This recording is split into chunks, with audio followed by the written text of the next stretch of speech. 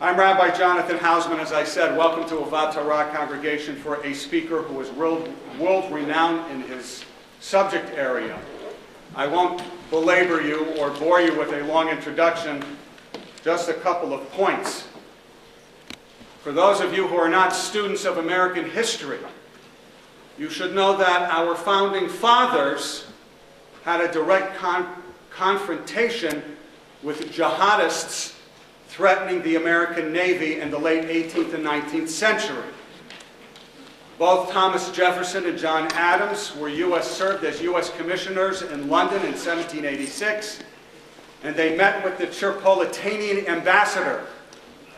And they had a rather interesting meeting where they were jarred by the latter's patent hatred, and the ambassador based everything on Quranic precepts.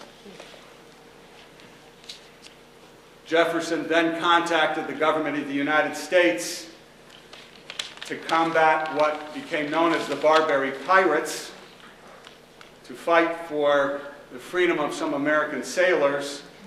And you all know about this because it's the Marine hymn stanza from the halls of Tripoli.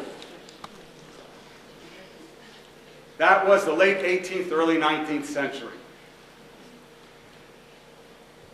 We've heard of the comparison of Hitler's Mein Kampf to the Quran.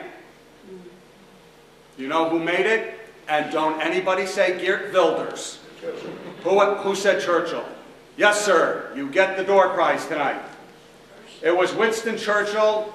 He wrote that in his history of World War II in The Gathering Storm. What you're about to see is something that can put a man into jail for 2 years. Please give it your attention.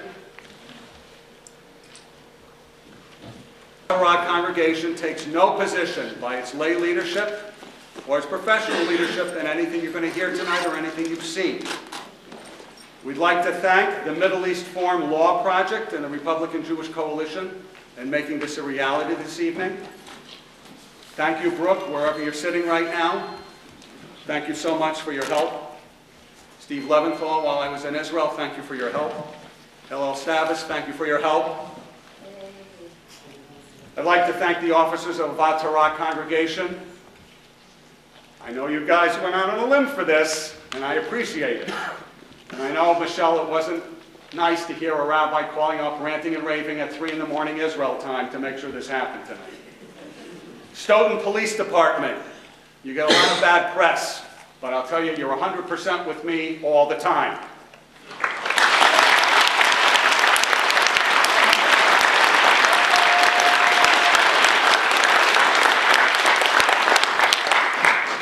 Just one quick story, and then I'll turn it over to Geert. I led a congregational mission, actually a co-mission to Israel.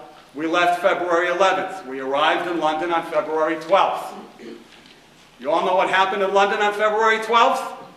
This gentleman was not allowed entry to a fellow EU nation.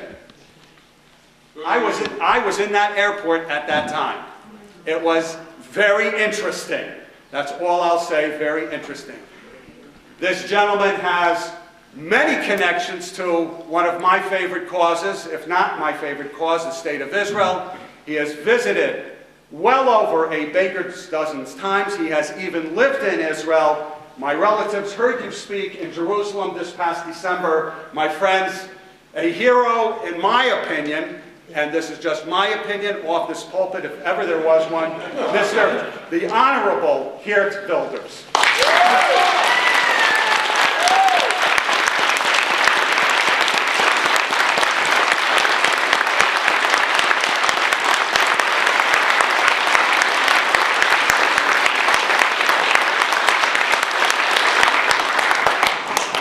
Thank you, my friends, thank you, Rabbi, so much for inviting me. It's an honor and a privilege for me to speak here in this sacred place in Boston.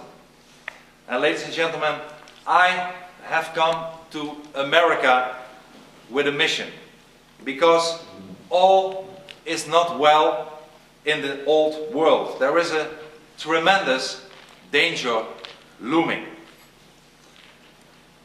It's difficult, unfortunately, to be optimistic. We might be in the final stages of the Islamization of my continent, of Europe. And this is not only a clear and a present danger to the future of Europe itself, it's also a threat to America and to the sheer survival of the West as well. And I have warned against the dangers of the Quran, against the dangers of the Islam in numerous interviews, in opinion articles, in speeches, and of course, which is my job, in parliamentary debates. But pictures often say so much more than words. And that, in fact, is why I made my short film, Fitna. I am a lawmaker. I am not a filmmaker, but I felt that I had the duty to educate people about the real nature and the real face of Islam and the Islamization of Europe. The duty to make clear to everyone that the Quran stands at the heart of jihad. I wanted to show that the Quran is not some dusty old book, but that it's still being used today as a source and inspiration for and justification of hatred, of violence, of terrorism across the world. And after the release of the short film Fitna that you just saw, I ended up in a litany of hate speech litigations. Even the most radical imams in my own country, the Netherlands, claimed €55,000 in compensation for its hurt feelings. The most radical imam in Holland. And much worse than that, the Amsterdam Court of Appeal ordered indeed my criminal prosecution last month because of the reality in the film you just saw. 2 years in jail might be the sentence that I get. And it's not all. Even the state of Jordan, the kingdom of Jordan, wants to prosecute me because of Fitna and threatens to ask for my extradition. You just saw Fitna. You saw that it's actually not made by me. It is made by Muslim extremists. It is made by the Quran. It is made by the Islam itself. And if Fitna is considered hate speech, then what is the Quran itself? And my mission is to warn people of the Islamization of our Western societies and the devastating effects it will have on our freedom. It has revealed that the degradation of our universal values has already begun. And if there is one country in the world that is most dear to me, and that faces the threat of the destruction of the power of Islam, it is Israel. When I was a teenager, I lived in Israel for some years, and I visited it numerous times after that. And indeed, last December, I showed my documentary Fitna in Jerusalem, in the city of David, in Israel, the only country in the Middle East with a functioning parliament, with a rule of law, with free elections, the only country in the Middle East that shares the values of our Western societies. But unfortunately, Israel is under threat. As Dr. Samuel Huntington wrote so correctly, he said, Islam has bloody borders. And Israel is located precisely at that border.